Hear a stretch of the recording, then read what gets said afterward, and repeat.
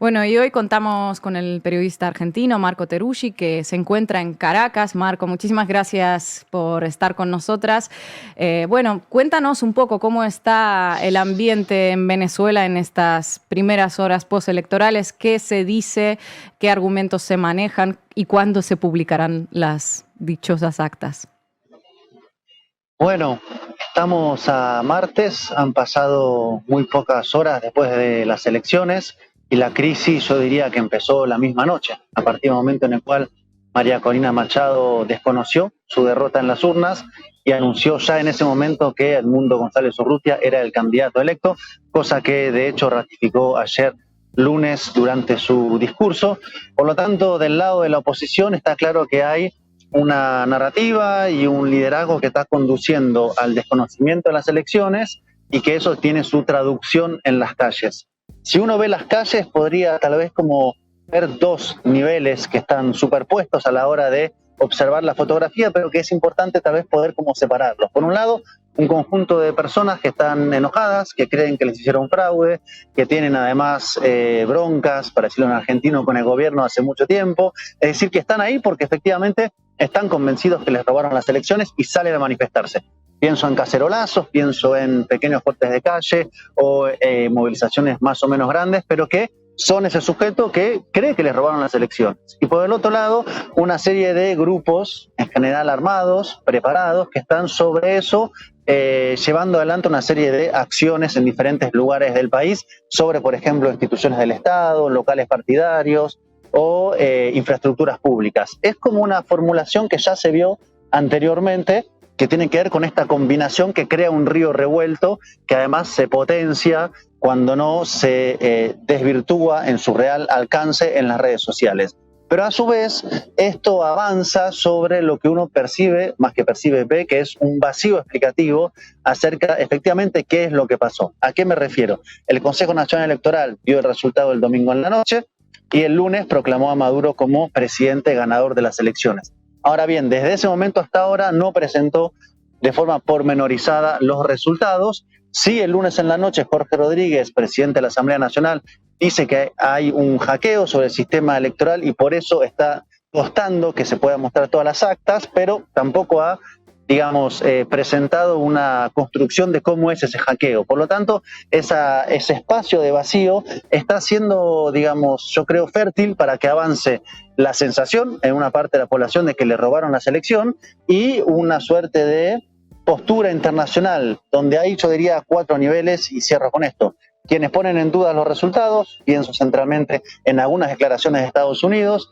quienes piden prudencia y espera, como el presidente de México, López Obrador, quienes reconocen la victoria de Maduro, como Rusia, como Cuba, como China o como Bolivia, y un conjunto grande de gobiernos que dicen, bueno, precisamos ver las actas para ver efectivamente qué es lo que pasó. Mientras se demore esa entrega de las actas, seguimos en esa zona donde hay un vacío narrativo que es aprovechado para que no se termine de reconocer internacionalmente y que avance este descontento articulado a un plan que en el caso de Venezuela suena bastante conocido, de intento de forzar una salida de gobierno que estaba bastante, yo diría, anticipado, conociendo la figura y liderazgo de María Corina Machado.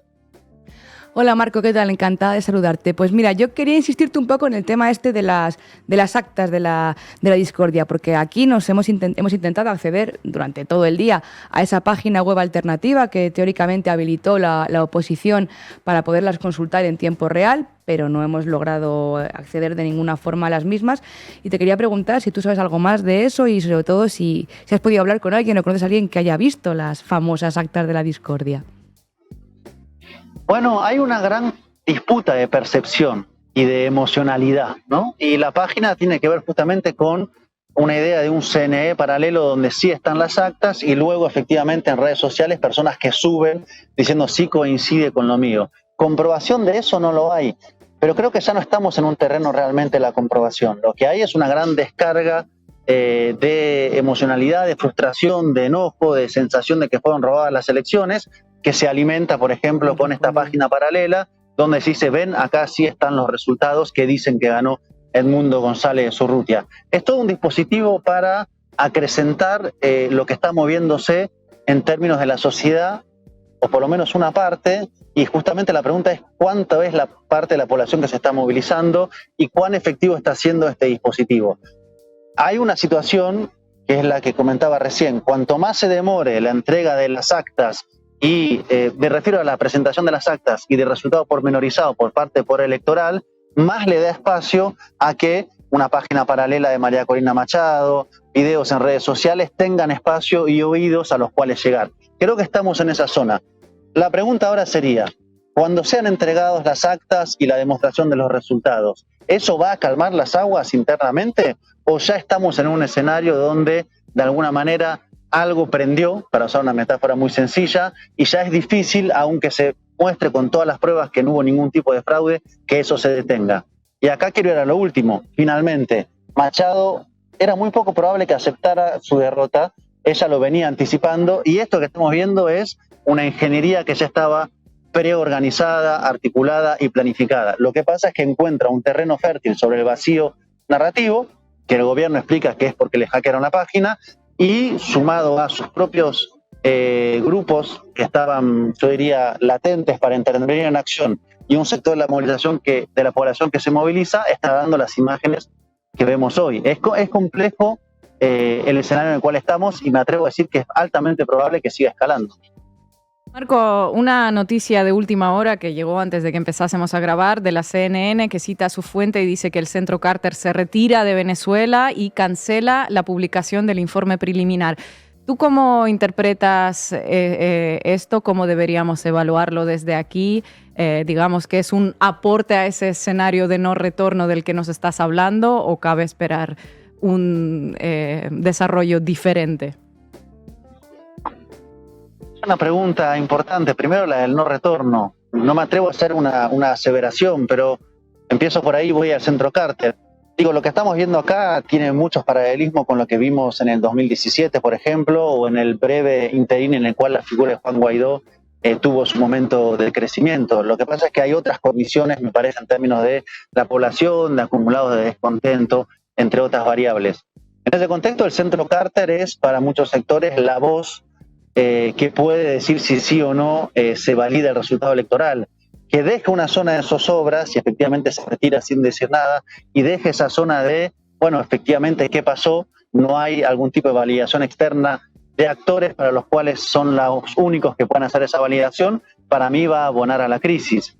No digo que sea la OEA como en el 2019, porque en este caso se retiraría, pero sí, si por el contrario dijera, calma, espera, estamos hablando con el CNE, veamos el resultado, o tuviera una posición, como decía antes de venir al país el Centro Carter, de una misión limitada que va a ver después cuando entrega su informe, sería un caso. En este momento, todo tipo de declaración, pronunciamiento que abone a la sospecha de que el resultado no es el que es, solo va a agudizar el grado de crisis que hay en Venezuela. Además del Centro Carter, como hemos estado informando, hay otras muchas misiones de acompañamiento electoral. ¿Has podido hablar con otras personas que hayan estado allí, como individuales o en misiones más grandes, que te hayan comentado su percepción sobre el asunto? Sí, misiones hubo varias. Bueno, hubo una cantidad muy importante de acompañantes internacionales que estuvieron acá, que estuvieron recorriendo los centros electorales. Estuvo también el panel de expertos de Naciones Unidas. Hubo enviados diplomáticos de varios países. Lo que sucede es que hay una suerte de, bueno, como decía antes, está una posición de reconocimiento a los resultados, porque del otro lado tampoco hay una demostración de que hubiera habido algún tipo de fraude, de un actor político que crónicamente dice que hay fraude cada vez que pierde. Quiero decir, no es un detalle menor, pero Machado y la oposición venezolana tiene un historial de denunciar fraude cada vez que pierde.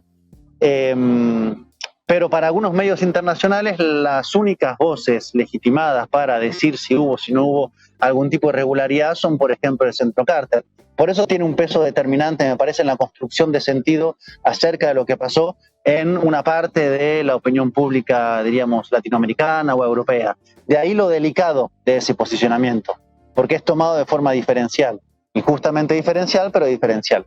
Así que hay que ver. Yo creo que cuanto más rápido haya un esclarecimiento en cuanto a poner sobre la mesa por parte del órgano electoral o del gobierno o quien vaya a hablar acerca de el hackeo, cómo consistió, en qué situación está y la entrega de los resultados, estado por estado, ciudad por ciudad, mesa por mesa, más va a disipar eso y más va a permitir que haya gobiernos que reconozcan el resultado y eso esperemos tenga un efecto apaciguador puertas adentro de Venezuela. Me atrevo a decir que la estrategia de Machado es la inversa. Ella quiere escalar la crisis para justamente generar la impresión puertas afuera que nuevamente, porque se sabe es el plan de esta derecha, el gobierno está a punto de caer, ¿no? Estamos nuevamente en esa lógica de dispositivo donde se vende que esto es cuestión de tiempo y ya han aparecido mensajes hablándole a las Fuerzas Armadas pidiéndoles que se pongan del lado de Machado, González Urrutia, ¿no? Porque finalmente lo que estamos viendo, primero, es el inicio de algo que está recién empezando, ese es mi diagnóstico al menos, y se parece bastante a lo que ya hemos vivido. Y que de hecho es esta lógica de gente movilizada, grupos que son o gente paga o grupos más preparados, un río revuelto y el llamado a partir de ahí a policías, militares, entre comillas, comunidad internacional, a intervenir en Venezuela. Estamos en el inicio de ese proceso.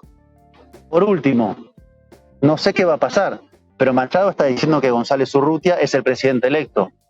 No sé si se viene nuevamente un intento de reconstruir una suerte de otro presidente virtual en Venezuela. No sé cuántos de los gobiernos que reconocieron a Juan Guaidó están dispuestos otra vez a una aventura fallida de esta naturaleza. Pero Machado está diciendo que González Urrutia es el presidente. Otra vez tenemos la escenografía de una suerte de doble poder en redes sociales. Guaidó 2.0, como vamos a llamar este programa. Marco Teruggi, muchísimas gracias por estar en La Base, siempre un placer. Gracias a ustedes.